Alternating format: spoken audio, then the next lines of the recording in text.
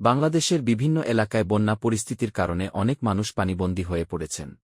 এমন পরিস্থিতিতে আতঙ্কিত না হয়ে সচেতন থাকাই সবচেয়ে গুরুত্বপূর্ণ। যদি আপনার এলাকায় পানি দ্রুত বাড়তে থাকে, তাহলে শেষ মুহূর্ত পর্যন্ত অপেক্ষা করবেন না। স্থানীয় প্রশাসনের নির্দেশনা মেনে দ্রুত নিরাপদ আশ্রয়কেন্দ্র বা উঁচু স্থানে চলে যান। বাড়ি ছাড়ার আগে বিদ্যুৎ ও গ্যাসের মূল সংযোগ বন্ধ করুন।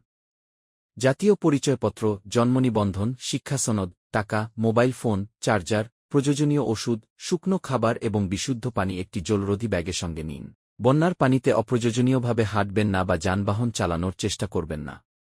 পানির নিচে গর্ত, খোলা ম্যানহোল, স্রোত অথবা বিদ্যুতের তার থাকতে পারে, যা প্রাণঘাতী হতে পারে।